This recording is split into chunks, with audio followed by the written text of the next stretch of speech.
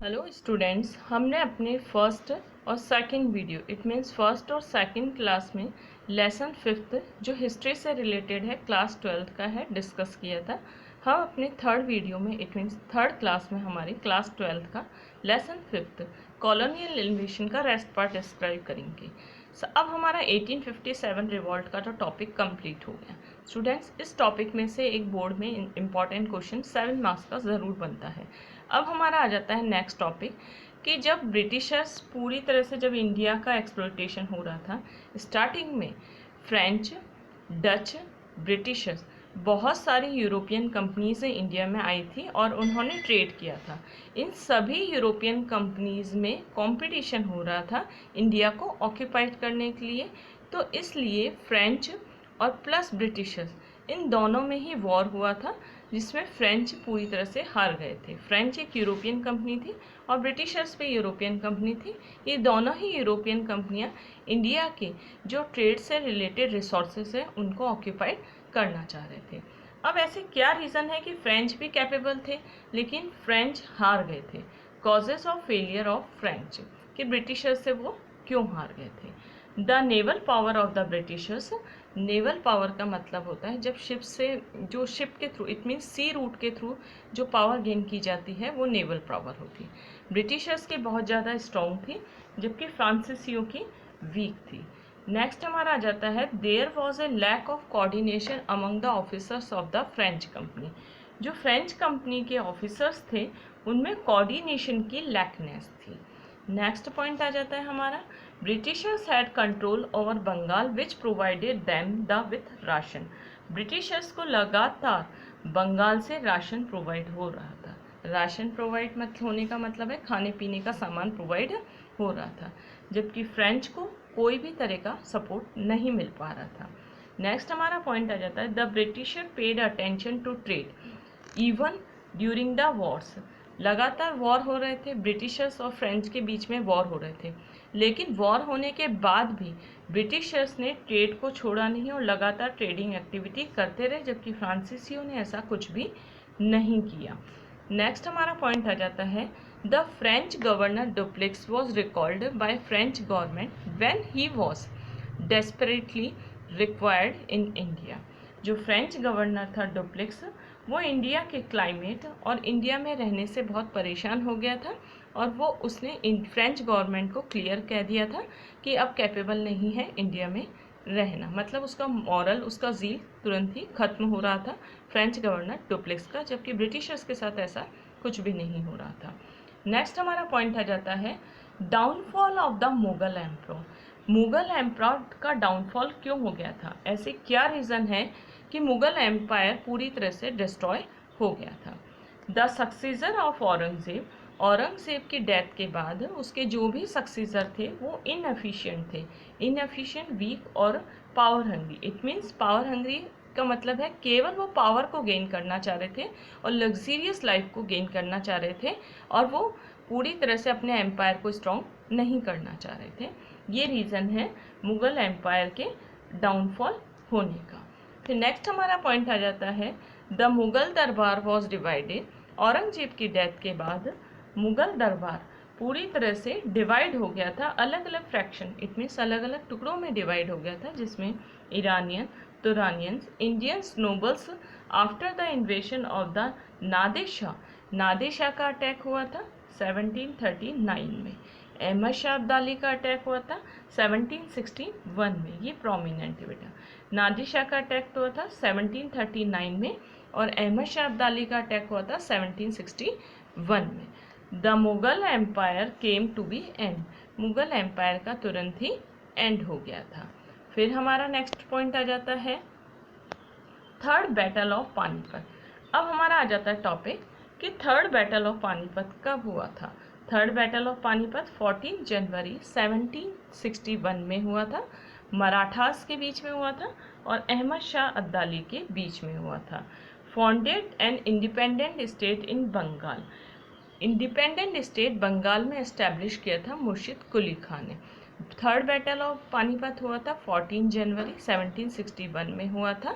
अहमद शाह अब्दाली और मराठास के बीच में हुआ था और बंगाल में इंडिपेंडेंस रूल था मुर्शिद कुली खां का।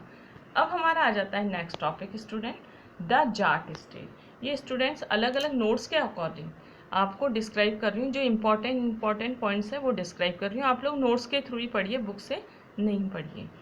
नेक्स्ट टॉपिक आ जाता है हमारा द जाट स्टेट। बदन सिंह ने बिल्ड किया था डीग फोर्ट को। First ruler of Bharatpur, Bharatpur का फर्स्ट रूलर था बदन सिंह। ये है जाट स्टेट के बारे में। फिर है हमारा achievement of Surajmal. Achievement of Surajmal का है, सबसे फर्स्ट पॉइंट है, Surajmal arranged for the ration of army of the Sadashiv Rao Bhau during the third battle of Panipat. जब थर्ड बैटल ऑफ पानीपत हुआ था, अहमद शाह अब्दाली और मराठास के बीच में हुआ था, तो सदाशिव राव भाऊ की आर्मी के लिए राशन का अरेंजमेंट किया था सूरजमल मिशन ने। फिर हमारा आ जाता है Surajmal extended his empire. Surajmal ने अपना एम्पायर एक्सटेंड किया था जागीर, ड्यू टू जागीर up to the boundaries of Agra, Agra, Dholpur, Chambal in the south, Mathura in the north, Aligarh and the Laxmangarh, Punjab और हरियाणा। ये सभी सूरजमल के एम्पायर में इंक्लूड थे। फिर नेक्स्ट हमारा टॉपिक आ जाता है Maharaja Surajmal was brave, courageous and intelligent. Maharaja Surajmal brave थे, करेजियस पर्सन थे और इंटेलिजेंट थे और मोस्ट एफिशिएंट रूलर थे। इनकी इसी कैपेबिलिटी के कारण इन्हें प्लेटो ऑफ द जाट कहा जाता है। महाराजा सूरजमल को, महाराजा सूरजमल को प्लेटो ऑफ द जाट कहते हैं। नेक्स्ट हमारा पॉइंट आ जाता है founded an independent Sikh empire. Independent Sikh empire का फॉर्मेशन किसने किया था? Founded an independent state in the Rohilkhand. Rohilkhand में इंडिपेंडेंट स्टेट का फॉर्मेशन किया था अली मोहम्मद खान ने। कहाँ पे किया था? रुहेलखंड में किया था। नेक्स्ट हमारा टॉपिक आ जाता है students causes of the defeat of Marathas and its importance. कि स्टूडेंट्स जो बैटल हुए थे मराठास अहमद शाह अब्दाली के बीच में, उसमें ऐसे क्या रीजंस थे कि मराठास हार गए थे? मराठा जबकि करेजियस पर्सन थे तो भी हार गए थे मराठा। क्यों? सबसे पहले हमारा आ जाता है डिफेक्टिव आर्मी ऑर्गेनाइजेशन। मराठास की जो आर्मी ऑर्गेनाइज फॉर्म में थी वो डिफेक्टिव थे, इट मीन्स उसमें यूनिटी की लैकनेस थी। फिर नेक्स्ट हमारा आ जाता है लैक ऑफ डिसिप्लिन। मराठास की आर्मी में डिसिप्लिन और यूनिटी की लैकनेस थी। जो रूलर्स थे वो पूरी तरह से एक दूसरे से लड़ते रहते थे। नेक्स्ट हमारा टॉपिक आ जाता है the Marathas were avoid to support of the Jat Rajput had to fight alone due to the some attackers. Marathas थे वो उन्होंने किसी का भी सपोर्ट नहीं किया, इसलिए इट मीन्स वो ज़्यादा ओवर कॉन्फिडेंट थे अपने करेज पे। उन्होंने जाट राजपूत किसी का भी सपोर्ट नहीं किया। अगर मराठा जाट राजपूत का सपोर्ट करते या सपोर्ट लेते उनका तो पूरी तरह से वो जीत सकते थे। फिर हमारा नेक्स्ट टॉपिक आ जाता है, अब हम टॉपिक दूसरा स्टार्ट करते हैं causes of battle of Plassey. Battle of Plassey के क्या क्या कॉजेज थे स्टूडेंट? ये वेरी इंपॉर्टेंट है, ये हमारे बोर्ड एग्जाम में भी आया हुआ है। सबसे पहले causes of battle of Plassey में पॉलिटिकल कॉजेज स्टडी करते हैं। नवाब अपोनेंट, जो नवाब था इट मीन्स सिराजुद्दौला। सिराजुद्दौला था। बैटल ऑफ प्लासी सिराजुद्दौला और ब्रिटिशर्स के बीच में हुआ था। इसमें सिराजुद्दौला हार गया था। सिराजुद्दौला के जो अपोनेंट्स थे इट मीन्स सिराजुद्दौला के जो अगेंस्ट थे वो कौन थे? घसेटी बेगम थी, राजबल्लभ थे और शौकत जंग थे। कॉन्स्पायर्ड टू द ब्रिटिश, और वो हिम मतलब conspired to him it means him किसके लिए है? सिराजुद्दौला के लिए।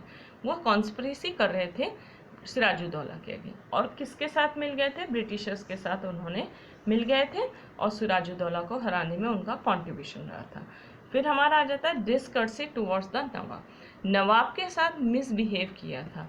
किसने मिसबिहेव किया था? डिसकर्सी इट मीन्स मिसबिहेव किया था नवाब के साथ। कैसे? ब्रिटिशर्स ने। In Indian it was tradition, India में ये ट्रेडिशन था कि present valuable gift to the rulers on the occasion of his coronation. जब किसी भी इंडियन रूलर का कोरोनेशन होता था इट मीन्स जब वो एम्पायर गेन करता था तब उसे बहुत सारे वैल्यूबल गिफ्ट दिए जाते थे। लेकिन when Sirajuddaulah ascended the throne, लेकिन जब सिराजुद्दौला ने थ्रोन को असेंड किया, इट मीन्स थ्रोन को गेन किया, the British officer neither presented themselves in the durbar, ना तो वो प्रेजेंट हुए दरबार में, ना ही उन्होंने सिराजुद्दौला को कोई गिफ्ट दिया। नेक्स्ट हमारा आ जाता है कमर्शियल डिफरेंसेस। कमर्शियल डिफरेंसेस भी आ गए थे, किसके बीच में? ब्रिटिशर्स के बीच में और सिराजुद्दौला के बीच में। नेक्स्ट टॉपिक आ जाता है हमारा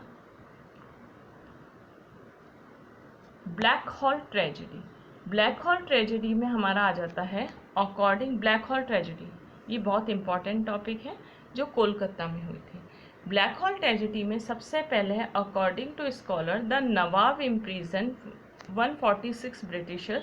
नवाब ने, जो नवाब था सिराजुद्दौला था, उसने ब्रिटिशर्स को एक छोटे से रूम में बंद कर दिया था। 146 ब्रिटिशर्स को एक छोटे से रूम में बंद कर दिया था और 10 फीट ब्रॉड, जो केवल 10 फीट ब्रॉड था और 18 फीट ही लॉन्ग था।